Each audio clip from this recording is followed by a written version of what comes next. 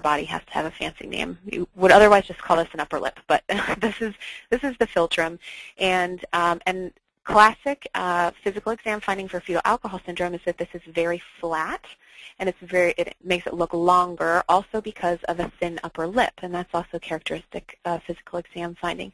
They also have small eyes, and when I say small eyes, I mean they have a short, what we call palpebral fissure, which means the distance between, again, everything in medicine has a really fancy name, so it's a short distance between A and B, right here. And I do actually I have two kids now with, I have more than two, but I have two in the same family, and some of them are, just going back for a second, some of them, one of them has very, very classic fetal alcohol syndrome features. He is sweet as pie, absolutely sweet as can be, didn't speak until he was 3.5, is doing moderately well in school, and then the sibling has other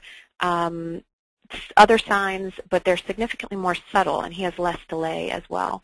And with that being said, too, these are 6 children, and these are children of different races. So even though different races and different ethnic origins have different characteristic facial features associated with that ethnicity, fetal alcohol syndrome facial features are classic across all ethnicities.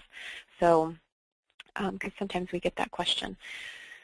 So how does it manifest? In an infant, they can present irritable, jittery, have regulatory problems. A lot of this is going to sound familiar as we go from drug to drug.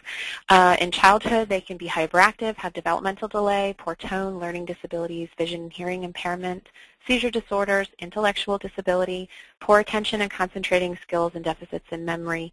They can have varying degrees of major organ system malformations. While